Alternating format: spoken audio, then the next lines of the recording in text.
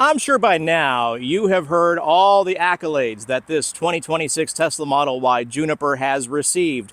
It's got a much smoother, quieter ride and interior. The refinements on the interior actually are amazing. They are next level compared to Gen 1. The exterior looks way, way different. Whether you like it or not, it has got its own unique, distinct style. But what if I told you that I have found a flaw? All right, truth be told, the flaw I found is kind of frustrating, and I found it on day one, and that is it's lacking USB ports. In today's age, with multiple devices going on, it's missing a USB port from Gen 1. It should have more, not less. So let me take you through via B-roll of all the different ports that it does have. First of which, it has a port, one USB-C port, under the armrest.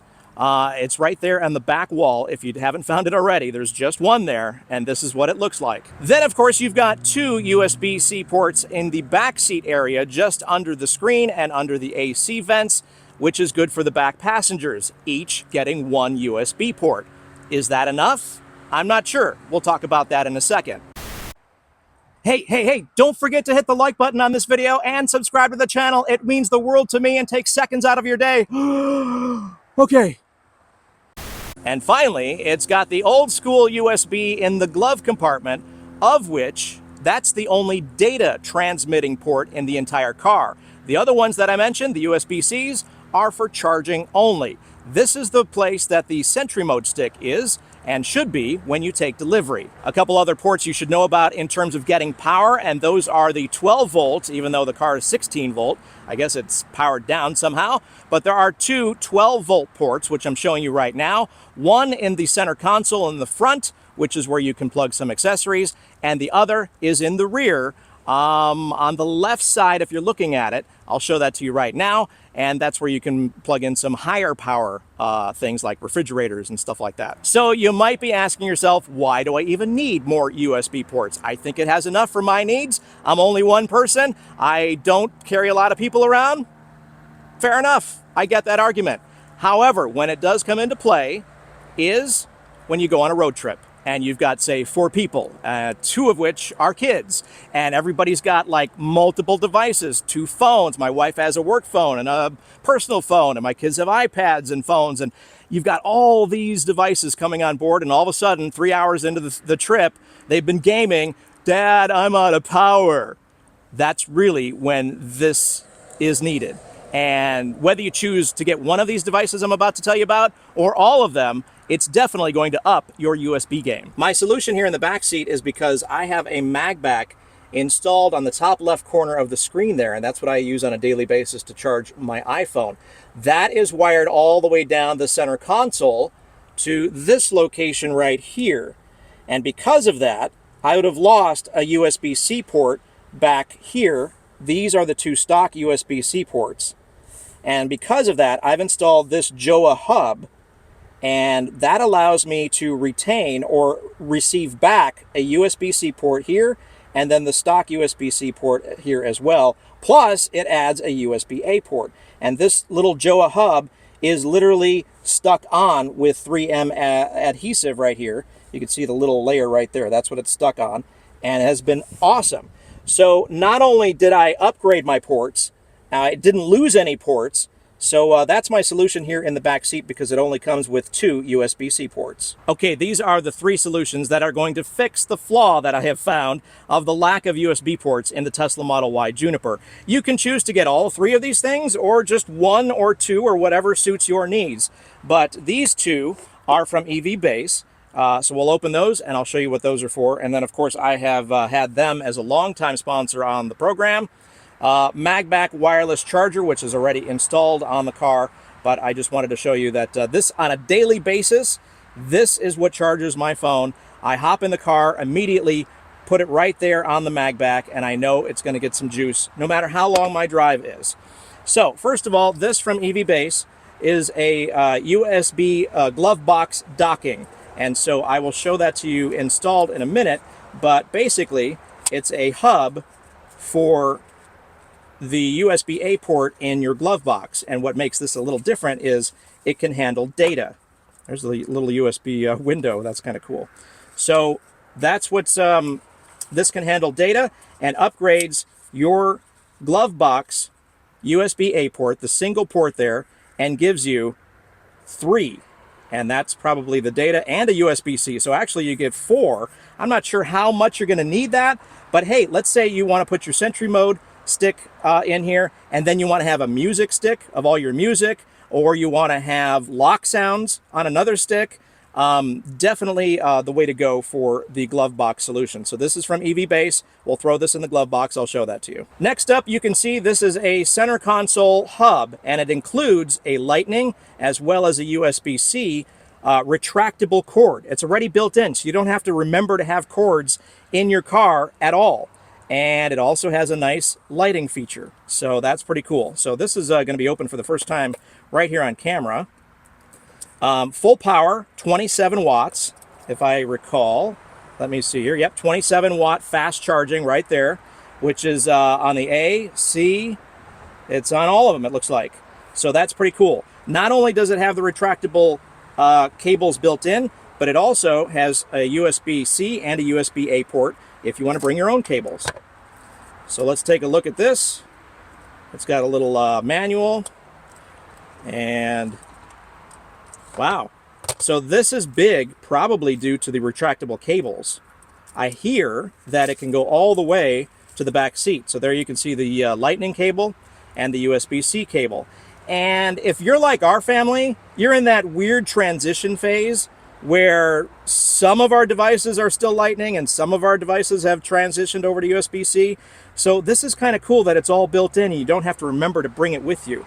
And then of course there's the USB-A and a USB-C. So we'll pop this in, take a look at it, and check out the lighting feature as well. I do want to mention that for the lighting feature there is an app, and here's a QR code to grab the app on the app store of your choice. Okay, first we're going to do the glove box docking station. I do want to point out that the blue is USB 3.0 and these are USB 2.0, and that of course is USB-C. So the first step to doing this, don't just pull out the memory stick that's already in there. You do need to pause the recording, and you do that by pausing it right there, see? So now we can go ahead and safely pull this out. By the way, this glove box is so tiny.